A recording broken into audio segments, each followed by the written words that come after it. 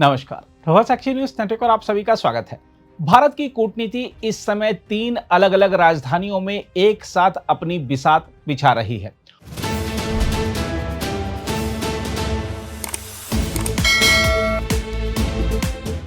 Moscow में रूस के साथ ऊर्जा, व्यापार और रणनीतिक साझेदारी को नई गति देने की कोशिश, बीजिंग में चीन के साथ सबसे संवेदनशील सीमा विवाद को संभालते हुए रिश्तों को स्थिर करने की कवायद और टोक्यो में जापानी पूंजी, तकनीक और विनिर्माण को भारत की विकास गाथा से जोड़ने का अभियान।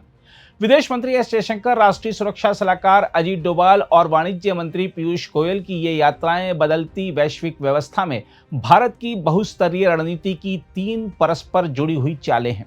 सबसे पहले मॉस्को यात्रा की बात करें तो आपको बता दें कि जयशंकर की 2 दिवसीय रूस यात्रा ऐसे समय हो रही है जब भारत पर अमेरिकी टैरिफ और रूसी ऊर्जा खरीद को लेकर दबाव बढ़ा हुआ है। मॉस्को में वह रूस के प्रथम उप प्रधानमंत्री डेनिस मतुरोव के साथ भारत रूस अंतर सरकारी आयोग की 27वीं बैठक की सह अध्यक्षता कर रहे हैं और विदेश मंत्री सर्गेई लावरोव से क्षेत्रीय तथा वैश्विक मुद्दों पर चर्चा कर रहे हैं। हम आपको बता दें कि भारत रूस व्यापार 2024-25 में रिकॉर्ड 68.7 अरब डॉलर तक पहुंच चुका है, लेकिन तस्वीर का दूसरा पक्ष यह है कि भारतीय निर्यात केवल 4.88 अरब डॉलर रहा। यानी व्यापार तेजी से बढ़ा है मगर संतुलन भारत के पक्ष में नहीं है।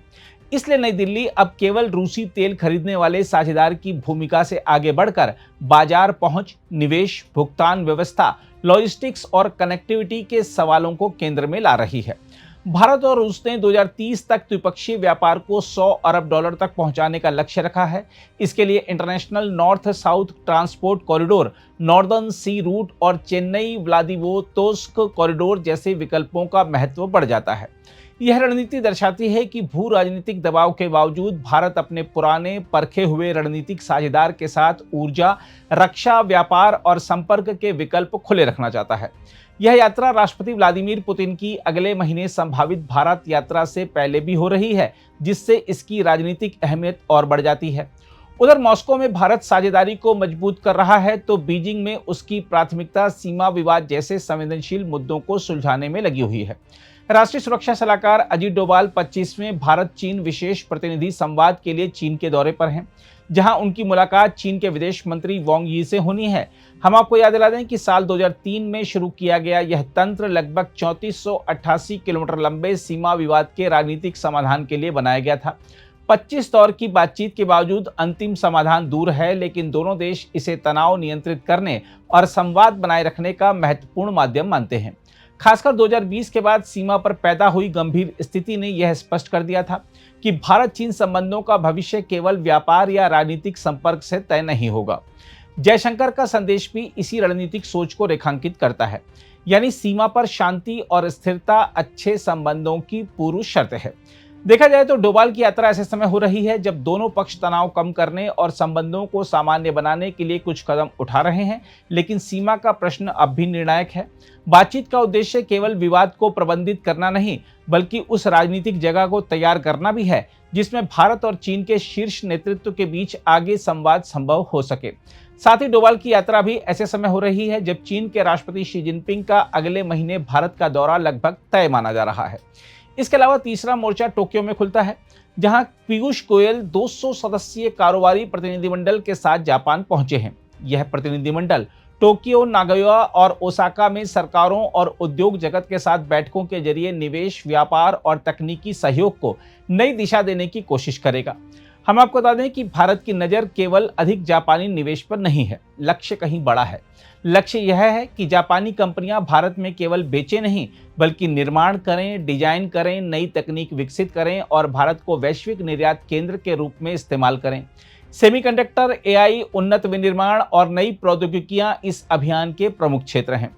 हम आपको बता दें कि जापान ने भारत में 1 दशक के दौरान 10 ट्रिलियन येन निवेश का लक्ष्य रखा है। भारत अब चाहता है कि इस दशक के अंत तक देश में सक्रिय जापानी कंपनियों की संख्या दोगुनी हो। नागोया की औद्योगिक और ऑटोमोबाइल क्षमता, टोक्यो की वित्तीय एवं तकनीकी ताकत और ओसाका के नवाचार तंत्र के साथ भारत अपने विनिर्माण भविष्य की नई साझेदारी तलाश रहा है। मॉस्को, बीजिंग और टोक्यो की इन तीनों यात्राओं को एक साथ देखें तो भारत की रणनीति स्पष्ट दिखाई देती है। रूस से ऊर्जा और रणनीतिक स्वायत्तता, चीन से सीमा तनाव को नियंत्रित करते हुए सुरक्षा संतुलन और जापान से पूंजी, तकनीक तथा वैश्विक सप्लाई चेन में अपनी हिस्सेदारी मजबूत करना। यही भारत की सबसे बड़ी कूटनीतिक चुनौती भी है, यानी किसी एक धुरी का हिस्सा बने बिना सभी महत्वपूर्ण धुरियों के साथ अपने राष्ट्रीय हितों के अनुसार संबंध चलाना। दुनिया जब व्यापार युद्धों, टैरिफ युद्धों, सप्लाई चेन संकट और महाशक्तियों की प्रतिस्पर्धा से गुजर रही है, तब भारत 3 अलग अलग राजधानियों में 3 अलग भाषाओं में लेकिन एक ही संदेश के साथ बात कर रहा है। भारत स्पष्ट कर रहा है कि वह साझेदारी करेगा, दबाव में नहीं झुकेगा, संवाद करेगा लेकिन सुरक्षा से समझौता नहीं करेगा, और निवेश चाहेगा लेकिन केवल बाजार बनने के लिए नहीं बल्कि वैश्विक विनिर्माण और तकनीकी शक्ति बनने के लिए। बहरहाल, मॉस्को से बीजिंग और टोक्यो तक फैली यह कूटनीतिक त्रिकोणीय चाल इसलिए महत्वपूर्ण है क्योंकि इसका लक्ष्य केवल आज के संकटों को संभालना नहीं बल्कि 2030 के भारत की आर्थिक, सामरिक और तकनीकी स्थिति तय करना है। अगर आप भी लेना चाहते हैं देश दुनिया की तमाम जानकारी तो आज ही सब्सक्राइब करें हमारे चैनल को। साथ ही नीचे दिए बेल आइकन को जरूर दबाएं ताकि हर अपडेट आप तक पहुंच सके।